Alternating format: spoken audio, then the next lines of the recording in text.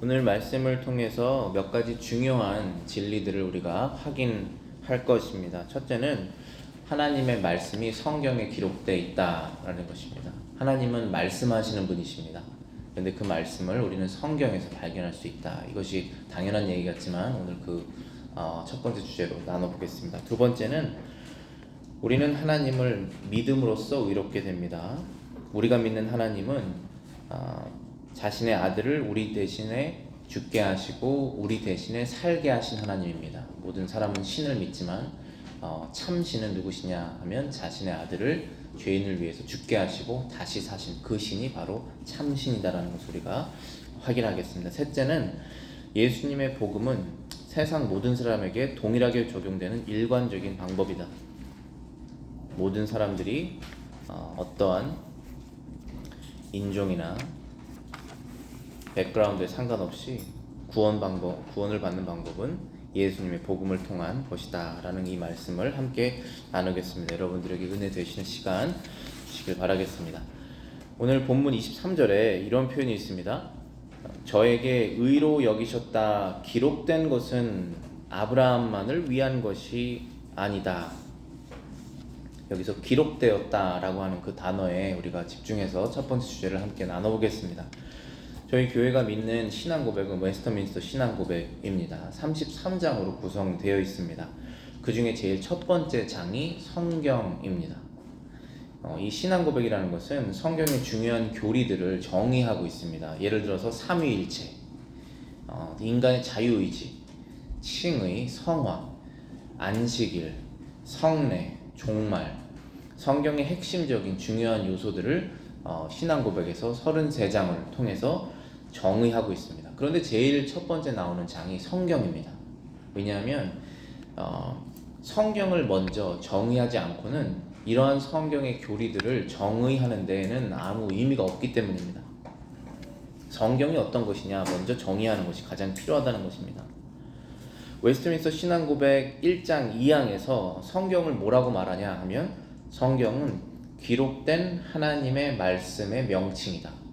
그래서 우리는 성경이라고 하면 기록된 하나님의 말씀이구나 라고 다 동일하게 생각해야 한다는 것입니다. 하나님께서는 사람에게 말씀하시는 분이십니다. 아무 말도 하지 않고 가만히 있는 그런 아버지가 아니십니다. 사람에게 자신의 뜻을 말씀하십니다. 소통하십니다. 무엇으로 소통하시냐 하면은 말씀으로 소통하십니다. 신앙고백 1장 1항에서 하나님께서 사람에게 말씀하셔야만 하는 이유에 대해서 이렇게 정의하고 있습니다. 제가 그 부분 읽어보겠습니다. 본성의 빛과 또 창조의 섭리의 일들이 하나님의 선과 지혜와 권능을 나타내어서 사람이 핑계할 수 없게 하였으나 그것들이 구원에 필요한 하나님과 그의 뜻에 관한 지식을 충분히 주지는 못한다. 자, 이것이 무슨 뜻이냐면 사람이 도덕적인 존재이기 때문에 사람은 이 창조 세계를 보고 그리고 섭리를 보면서 마땅히 알아야 되는 것들이 있는데 그것은 하나님의 선하심, 지혜, 이 권능 이런 것들을 알아야 된다라는 것입니다. 그런데 하나님께서 나와 같은 죄인을 어떻게 구원하시는지에 대해서는 창조 세계를 보고는 알 수 없다. 섭리만을 통해서는 알 수 없다라는 것입니다. 그래서 신앙고백은 이렇게 말합니다. 그러므로 주께서는 여러 때 여러 방식으로 자기의 교회에 대하여 자신을 계시하시며 자기의 뜻을 여러 방식으로 자기 교회에 대하여 자신의 뜻을 선언하셨다 하셨습니다.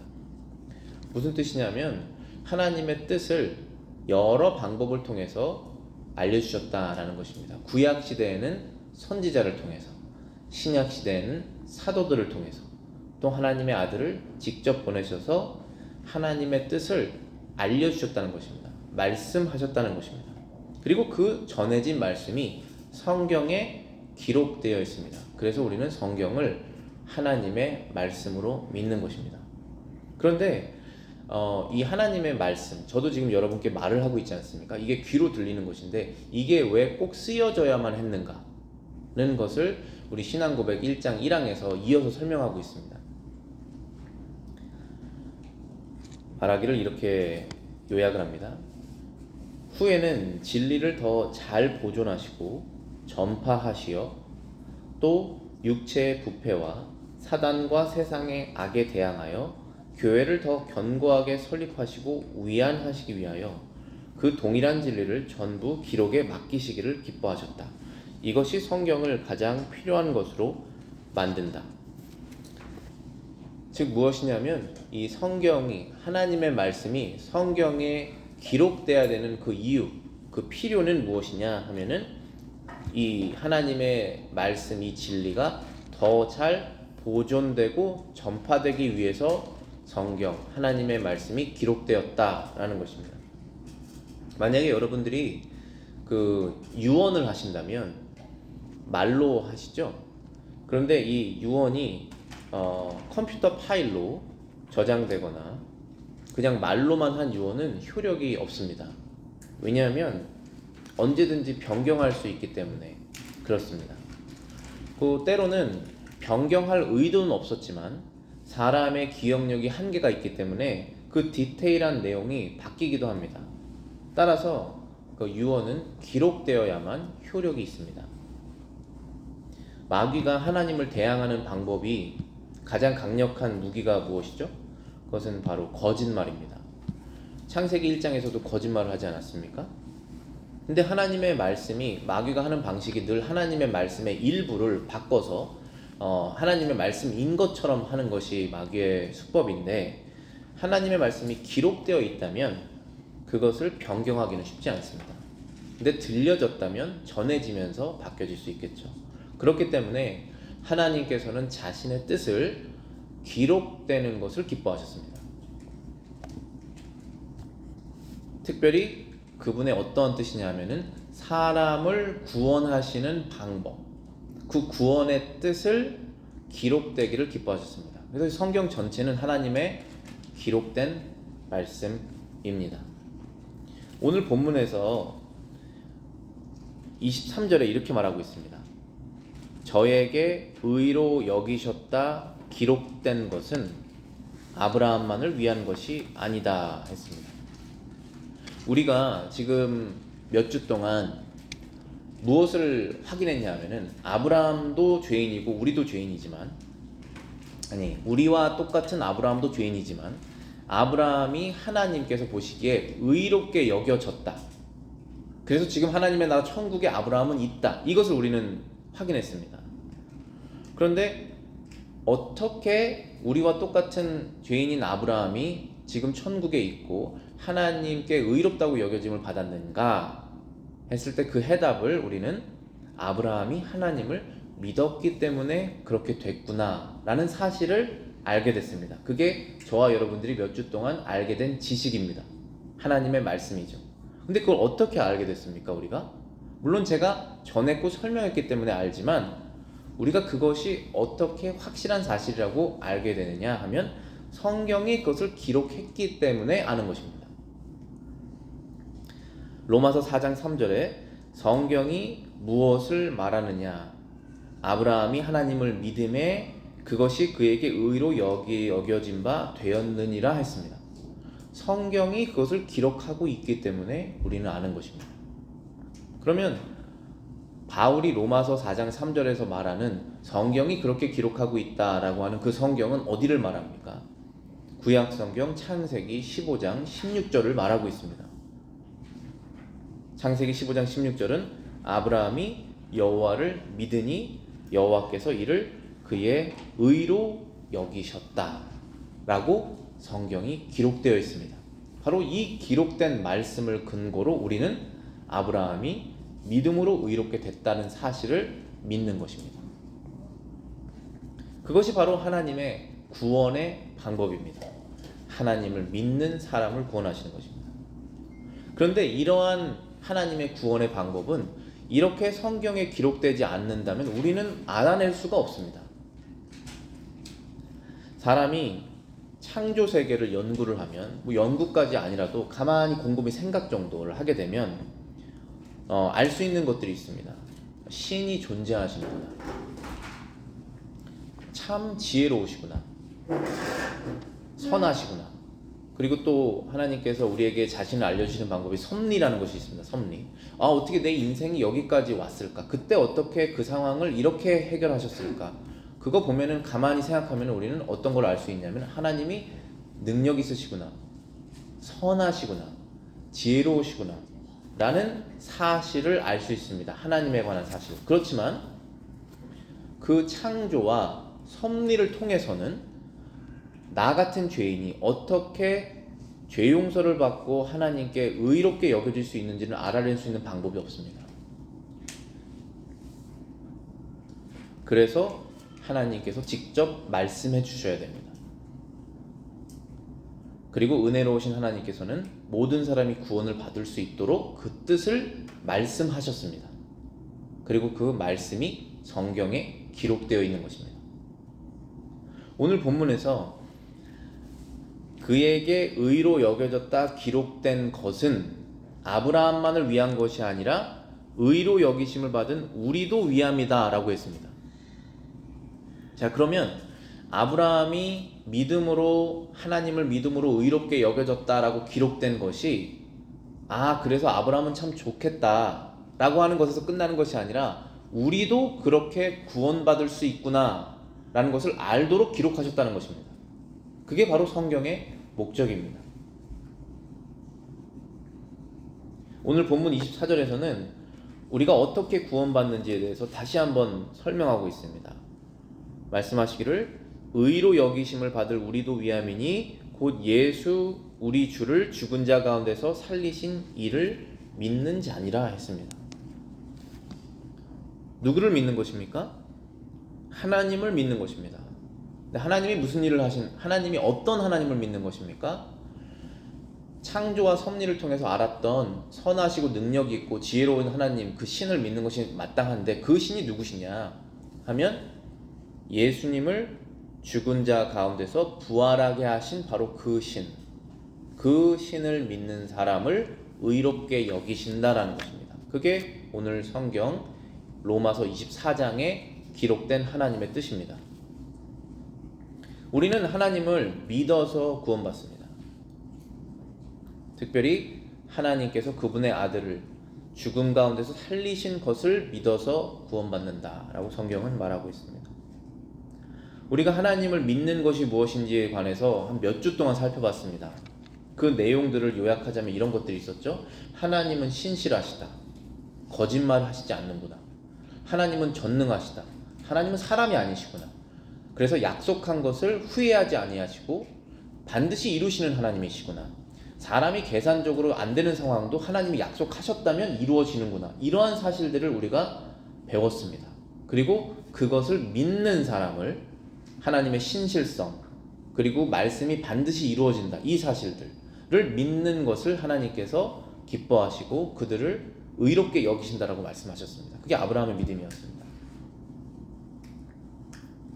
또한 하나님을 믿는다는 것은 결국은 하나님의 약속을 믿는다는 것인데 이 약속, 성경에 기록된 약속, 성경에서 약속하신 은혜, 하나님께서 은혜로우시기 때문에 회개하는 사람들에게 죄 용서해 주시겠다 라고 하는 이 은혜를 우리에게 어퍼를 해주셨는데 그거를 그렇죠, 맞습니다 하고 우리가 받아야지, 믿음으로 받아야지 우리가 구원받는다는 얘기를 했습니다. 또한 성경에서 약속하실 때 죄를 회개를 해야지 하나님께서 죄 용서해 주신다라고 하는 말씀을 듣고 내가 죄를 회개하겠습니다라고 하고 순종하는 사람들을 하나님께서 믿음 있는 자라고 여기시고 죄 용서해 주신다라고 약속하셨습니다. 이게 바로 하나님을 믿는다라고 하는 그런 믿음의 모습들입니다. 24절에서 의로 여기심을 받을 우리를 위해서 이것이 기록되었다라고 말하고 있습니다. 근데 여기서 이 구절에서 의로 여기심이라고 하는 단어를 우리가 주목해 보겠습니다. 이 시간에는 의로 여기심. 의로 여긴다는 것은 완전히 의인이 됐다는 것은 아닙니다. 그렇게 생각해 주시겠다라는 것입니다.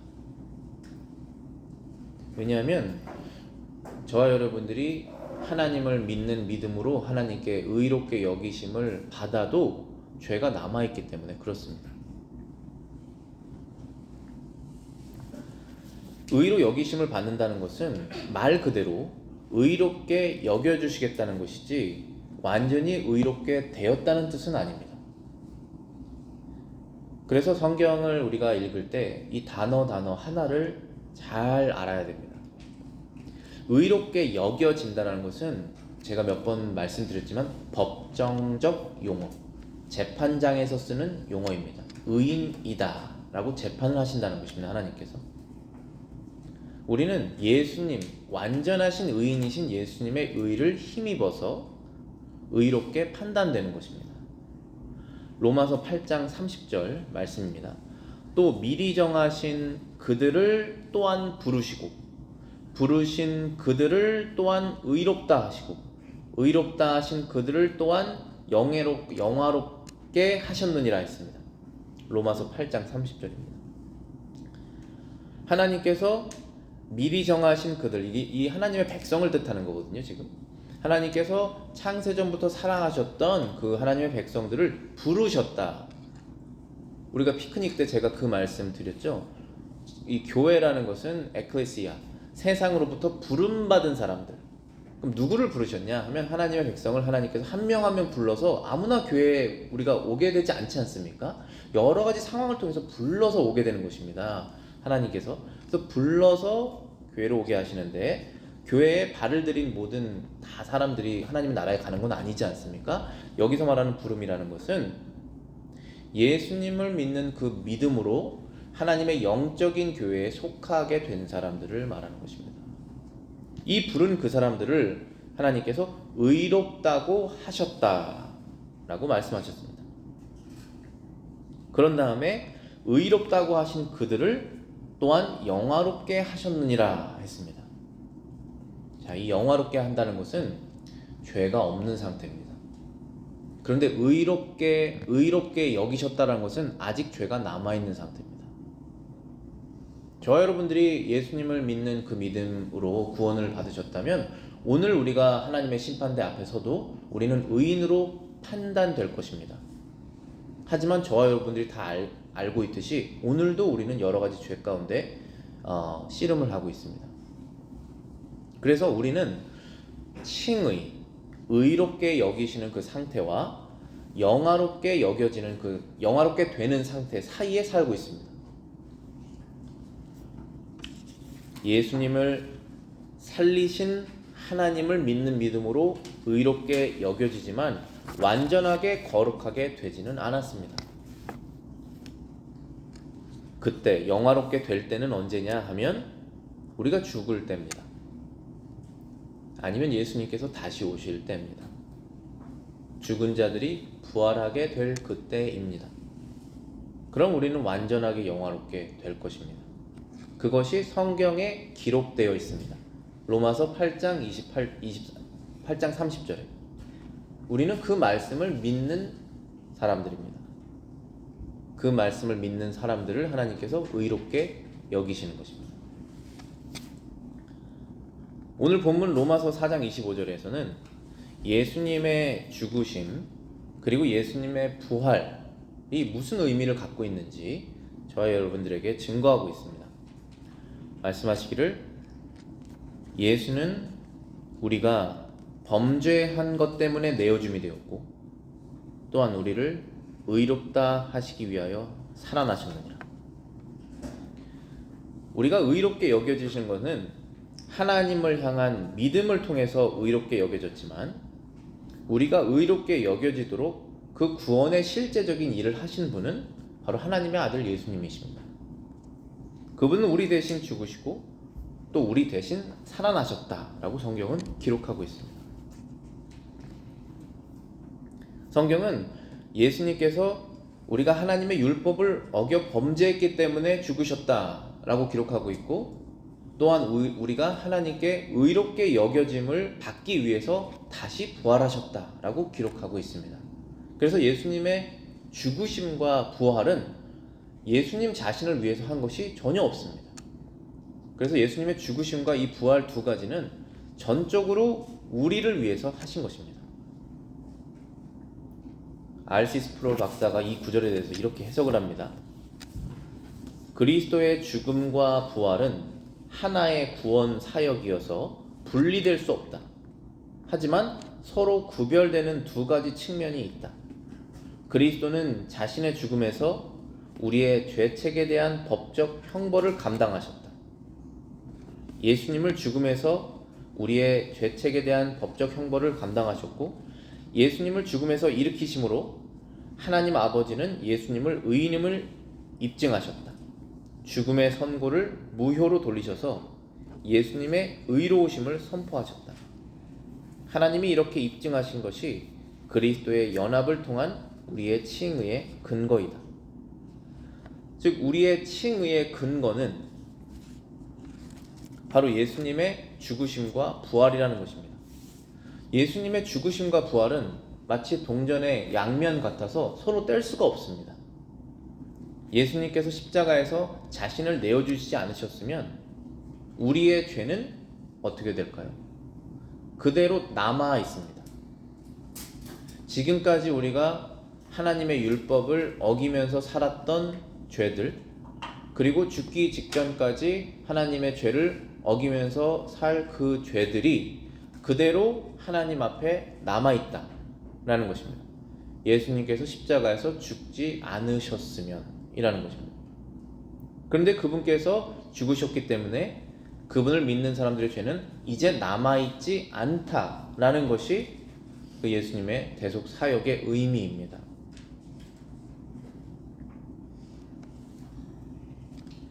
성경은 이렇게 증거합니다. 이사야 53장 6절입니다. 우리는 다 양 같아서 그릇 행하여 각기 제 길로 갔거늘 여호와께서는 우리 모두의 죄악을 그에게 담당시키셨도다. 하나님께서 이사야 선지자를 통해서 하나님의 뜻을 기록하신 것입니다. 우리는 다 양 같아서 잘못된 길을 갔지만 여호와께서 우리의 모든 죄악을 그에게 담당시키셨도다. 예수님께 담당시키셨도다. 이것이 하나님의 말씀입니다. 그리고 그것이 기록되어 있습니다. 우리의 죄를 담당하신 예수님께서 죽음에 계속 머물러 계시지는 않았습니다. 3일 만에 다시 부활하셨습니다. 그 이유는 죽음이 예수님을 죽음에 머물게 할 수 없었기 때문입니다. 죽음의 능력이 예수님을 머물게 할 수 없다는 것입니다. 저와 여러분들은 다르죠. 저와 여러분들은 죄인이기 때문에 죽음이 우리를 영원히 무덤에 머물게 할 것입니다. 예수님의 능력이 없다면. 그런데 예수님은 의인이시기 때문에 죽음이라는 것이 예수님을 땅속에 묻어둔 상태로, 죽음의 상태로 둘 수 없다는 것입니다. 그래서 죽음이 그의 끝이 될 수 없었습니다. 성경은 이렇게 증거합니다. 예수는 또한 우리를 의롭다 하시기 위하여 살아나셨느니라. 예수님께서 살아나신 그 이유는 우리를 의롭다 하기 위함이었다는 것입니다. 우리는 아담과 함께 죄인이 되었고 예수님과 함께 의롭게 되는 것입니다. 이것이 하나님의 구원의 뜻이었습니다. 성경은 그것을 기록하고 있습니다. 고린도전서 15장 21절부터 22절입니다. 사망이 한 사람으로 말미암았으니 죽은 자의 부활도 한 사람으로 말미암는도다. 아담 안에서 모든 사람이 죽은 것 같이 그리스도 안에서 모든 사람이 삶을 얻으리라. 아담 안에서 우리는 죽었습니다. 왜냐하면 아담과 함께 죄를 지었고 죄인으로 태어났기 때문에 죽은 것입니다. 하지만 그리스도 안에서 모든 사람이 영생을 얻을 수 있다라고 말씀하신 것입니다. 그것이 바로 성경에 기록된 하나님의 구원의 뜻입니다. 그런데 이 구원은 아브라함만을 위한 것이 아니고 믿는 모든 사람을 위한 것이다 라고 오늘 성경이 기록하고 있는 것입니다. 그것이 바로 바울이 로마서 처음부터 일관적으로 말하는 복음이었습니다. 저희가 지금 로마서 4장을 이렇게 마치게 되는데요. 로마서 1장 16절부터 17절에 바울이 이렇게 로마서를 시작하는 부분에서 이렇게 말하고 있습니다. 내가 복음을 부끄러워하지 아니하노니 이 복음은 모든 믿는 자에게 구원을 주시는 하나님의 능력이 됨이라. 먼저는 유대인에게요 그리고 헬라인에게로다. 복음에는 하나님의 의가 나타나서 믿음으로 믿음에 이르게 하나니 기록된 바 오직 의인은 믿음으로 말미암아 살리라 함과 같으니라. 바울이 로마서를 시작하면서 우리 모든 이 로마서를 읽는 사람들에게 선포한 말씀이 바로 이 복음입니다. 바울은 이 복음을 부끄러워하지 않는 이유를 이 복음이 바로 하나님의 능력이기 때문이다 라고 말하고 있습니다. 무슨 능력을 말하는 것이냐 하면 구원을 하시는 능력이다 라는 것입니다.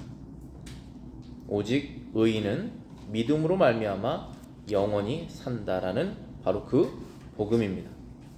오늘 우리 이 말씀을 통해서 우리가 기억해야 하고 행해야 되는 몇 가지가 있다라고 저는 생각합니다. 첫 번째는 우리는 성경을 읽어야 됩니다.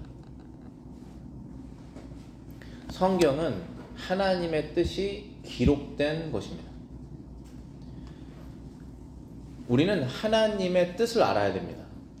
근데 하나님은 말씀하시는 분이시지만 구약의 선지자와 신약의 사도를 통해서 말씀하시는 그 시대는 끝났습니다.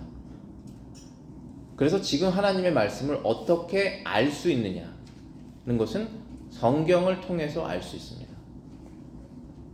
그래서 성경을 읽어야 됩니다. 그래야만이 하나님의 뜻을 알 수 있습니다. 만약에 우리가 성경을 읽지 않는다면 어떠한 일이 일어나느냐 하면은 엉뚱한 말을 합니다. 엉뚱한 생각을 합니다. 그리고 엉뚱한 길을 갑니다. 그러나 하나님의 말씀 성경을 읽게 되면 하나님의 뜻을 헤아리게 됩니다. 그래서 우리의 말과 우리의 생각과 말과 행동이 점점 더 하나님의 뜻과 일치되게 됩니다. 따라서 여러분들은 성경을 읽으셔야 됩니다. 성경을 한자 한자 읽으셔야 됩니다. 의롭게 여겨짐을 받는다와 의인이 되었다라는 것은 다른 것입니다. 이 말씀이 기록되었다라고 하는 그 기록됐다라고 하는 한 단어를 가지고 제가 10분 정도 설교를 했습니다. 이런 한 단어 한 단어를 여러분들이 살펴보시면서 읽으셔야지 여러분들의 신앙이 올바르게 성장할 것이고 정말 단순하게 말해서 엉뚱한 얘기를 안 하게 됩니다. 두 번째로는 우리는 믿음으로 의롭게 여겨졌다라는 사실을 기억해야 됩니다. 이것이 늘 많이 듣는 말씀이어서 마음속에 귀에 박혀 있을지 모르지만 우리가 그것을 늘 잊고 삽니다. 왜 그러냐면 의롭게 여겨졌다라는 것은 사실이지만 아직도 죄 가운데서 허우적거리는 것도 사실이기 때문에 내가 의롭게 여겨졌다는 사실을 잊게 됩니다. 그런데 의롭게 여겨졌다는 사실을 내가 확실히 믿게 되면 어떠한 현상들이 일어나냐 하면은 더 이상 죄의 사슬에 묶여 있지 않습니다. 내가 더 이상 죄의 사슬에 묶여 있을 필요가 없다라는 사실을 깨닫게 됩니다. 오늘 성경 공부 때 나눴던 원수를 사랑하는 것, 나에게 해한 사람을 용서하는 것, 그것도 어떻게 보면 사슬이지 않습니까? 죄의 사슬, 끊을 수 없는. 그런데 우리가 그리스도 안에서 의롭게 되었다는 사실을 깨달으면은 그 능력이 있다는 사실을 알아서 그것을 이겨낼 수가 있는 것입니다. 그래서 우리는 더욱더 거룩하게, 더욱더 기쁘게, 더욱더 의롭게, 지혜롭게 사랑으로 살 수 있는 사람이 내가 되었구나 라는 사실을 인식하게 됩니다. 그러면서 더욱더 하나님 앞에서 합당한 삶을 살 수 있게 되기 때문에 여러분들이 믿음으로 하나님 앞에서 의롭게 여기심을 받고 있다는 사실, 그 하나님의 사랑을 받고 있다는 사실을 여러분들이 기억하셔야 됩니다. 세 번째는 복음. 이 복음이라는 것이 하나님의 능력입니다. 근데 이 복음을 모르는 사람들은 복음을 부끄러워합니다. 그런데 우리는 복음으로 구원을 얻었기 때문에 복음을 부끄러워하지 않고 전해야 됩니다. 복음을 말해야 됩니다. 그래서 우리가 세 번째로 해야 될 일을 생각한다면 복음을 전해야겠구나 라는 것을 기억해야 됩니다. 우리가 구원에 관해서 한 일이 없이 구원받았습니다. 저도 알고 여러분도 알듯이 우리가 각자 교회를 위해서, 주님을 위해서, 하나님을 위해서 하시는 일들이 많이 있습니다. 그렇지만 구원에 관해서는 한 일이 없습니다. 우리는 값없이 구원을 얻었습니다. 그렇기 때문에 다른 모든 사람들도 값없이 구원받을 자격이 있다라기보다도 값없이 구원받을 수 있는 사람들입니다. 따라서 우리는 사망의 길을 가는 사람들에게 죄의 결과에 그 사망을 당할 사람들에게 하나님의 복음, 예수 그리스도의 복음을 전해야 됩니다. 값없이 구원을 얻을 수 있는 길이 있다는 사실을 전해야 됩니다. 그리스도의 복음을 전하시는 여러분들의 삶을 사시길 바라겠습니다. 기도하시겠습니다.